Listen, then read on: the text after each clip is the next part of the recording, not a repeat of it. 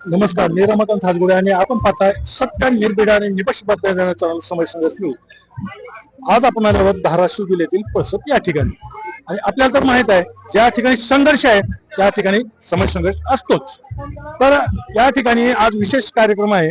हे माजी आमदार वसंतराव काळे यांनी मोठ्या संघर्षातून एक साम्राज्य निर्माण केलं आणि त्यांनी शिक्षण महर्षी अशी त्यांना पदवी मिळाली.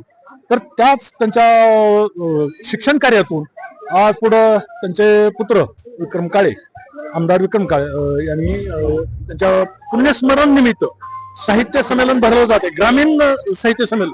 तर आज या साहित्य संमेलनात आलेलो आहोत. या ठिकाणी आपण बरेच देखावे पाहिले. तर या ठिकाणी एक बराच मोठा देखावा आपल्याला पाहायला मिळतोय. आणि काय या देखाव्याचं आणि सर्वात एक उत्कृष्ट असा देखावा दिसलेला आपल्याला. तर त्यांच्या प्रश्न आपल्याला जाणून घ्यायचे, नेमकं काय सांगाल मॅडम? आता हे उत्कृष्ट असा देखावा केलाय. काय आमचं नाव सांगा आणि पुणे शाळेत शिक्षिका आहेत सांगा. चालेल सर, मी साविजेता पंडितराव खंदारे, लातूर या ठिकाणी जिजामाता विद्यालयामध्ये मुख्याध्यापक म्हणून काम करते. आणि ह्या मराठवाडा ग्रामीण पळसप या ठिकाणी होत असलेल्या 11व्या मराठवाडा ग्रामीण साहित्य संमेलनामध्ये ग्रंथदिंडीमध्ये आम्ही एक देखावा तयार केलेला आहे. आणि मी एक शिक्षक आहे, त्यामुळे शिक्षकांच्या समस्या काय आहेत ते आपण या ठिकाणी मांडल्या पाहिजेत. कारण याचे स्वागताध्यक्ष जे आहेत ते मराठवाड्याचे लोकप्रिय शिक्षक आमदार विक्रम बाप्पा काळे साहेब आहेत, आणि त्यांच्या पुढे आपण आपल्या समस्या घेऊन गेलं पाहिजे असं मला या ठिकाणी वाटलं. तर माझा ज्वलंत प्रश्न आमच्या समोर आहे टीईटी परीक्षा.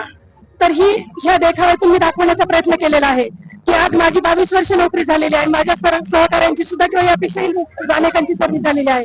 आम्ही एवढे सगळे सहकार्याचे उपक्रम घेतो. इलेक्शन ड्युटी असेल, स्क्रॅप असेल, ऑनलाईन कामे असतील, वेगवेगळे सर्वे असतील, अध्ययन चाचणी असतील, जनगणना असेल, निपुण महाराष्ट्र असेल, अशा अनेक सरकारच्या ज्या काही कामं आहेत ते सगळे कामे आम्ही व्यवस्थितपणे इथे पार पडतो. आणि त्याबरोबर अध्ययनाचे काम आम्ही यशस्वीपणे पूर्ण करतो. तरीही आज शिक्षकाला म्हणलं जातं की तू परीक्षा दिली पाहिजे आणि त्याच्यातून त्या परीक्षेच्या माध्यमातून तुमची क्षमता तुम्ही तिथं दाखवली पाहिजे की तुम्ही खरंच पात्र आहात का. सरकारला हा प्रश्न इतक्या वर्षानंतर का पडला? 22 वर्ष सर्व्हिस झाल्यानंतर, 23 वर्ष सर्व्हिस झाल्यानंतर सरकार आज आम्हाला सांगतं की टीईटीची परीक्षा दिली पाहिजे. त्याला आमचा प्रकर्षाने विरोध आहे की आमची एवढी नोकरी झाल्यानंतर तुम्ही आम्हाला या कामाचं चीज काय आहे तर याच्या संकटामध्ये तुम्ही टाकण्याच्या या ठिकाणी आम्हाला काम करताय. तर त्याला विरोध दर्शवण्यासाठी आम्ही या ठिकाणी आलेलो आहोत. आमच्या संस्थेचे याचे स्वागत अध्यक्ष जे आहेत विक्रमजी काळे साहेब विधान परिषदेमध्ये वारंवार प्रश्न मांडतात, परंतु आज त्यांच्या समोर हे प्रश्न घेऊन आपण आलं पाहिजे आणि हे प्रश्न प्रभावीपणे त्यांच्या पुढे मांडले पाहिजेत असं मला वाटलं. म्हणून मी या ठिकाणी हे प्रश्न घेऊन आलेले आहे. सरकार तुमच्या विरोधी आहे वाटतंय? नक्कीच, म्हणजे विरोधात म्हणायचं कारण नाही, पण जर टीईटी परीक्षा जर आमची कॅन्सल केली तर आम्ही विरोध करायचं कारण नाही. आमचे प्रश्न जे आहेत, जे सरकार आमचे प्रश्न सोडवेल, आम्हाला संकटात टाकणार नाही, त्या सरकारच्या बाजूने आम्ही करू. शालाबाई इतके कामात आहे तुम्ही आणि तुम्हाला परीक्षा द्यायचं म्हणजे तुमचा संघर्ष चालूच आहे. हो, नक्कीच चालू आहे. एकतर सर जुनी पेन्शन आम्हाला नाहीये, अनेक खात्रीमध्ये अडकलेला आहे, आम्ही जुनी पेन्शन पासून वंचित आहोत. आमचा हाही प्रश्न आहे की जुनी पेन्शन ही सर्वांसाठी असली पाहिजे. जुनी पेन्शनचं डोक्यावर भूत असतानाच नवीन टीईटीचं भूत आमच्या डोक्यावर बसवलेलं आहे, त्याला सुद्धा आमचा विरोध आहे. तर या ठिकाणी पाहतो आपण इतके शालाबाह्य काम शिक्षकांना दिली. जे शिक्षक देशाचं भविष्य घडवणार आहे त्यांना इतके काम देऊन त्यांना पुन्हा परीक्षा देऊन दुसऱ्या एका संघर्षाला सामोरं जायचं या सरकारचं धोरण काम चालू आहे. तर काय वाटतं कुणाकडून प्रश्न सुटेल? हा काळे साहेब सोडवतील, आमदार विक्रम काळे साहेब विधान परिषदेमध्ये प्रश्न मांडतील. बरेच दिवस आले ना आमदार? हो, बरेच दिवस झाले आहेत, पण आजही त्यांच्या समोर प्रयत्न करायले.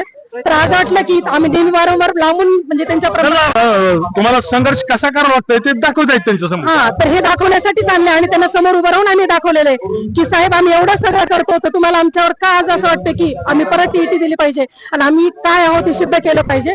एवढं सगळं करत असताना तुम्हाला आता पण अडचणी जाणवल्या नाही, आता काय अशी अडचण आली आहे की तुम्हाला परीक्षा देण्याचं सांगताय तुम्ही. तर त्यांनी सांगितलेलं आहे की तुमचे प्रश्न आहेत ते आम्ही नक्कीच मी तिथपर्यंत पोहोचवल. आश्वासन दिलं आहे साहेबांनी, आश्वासन दिलं.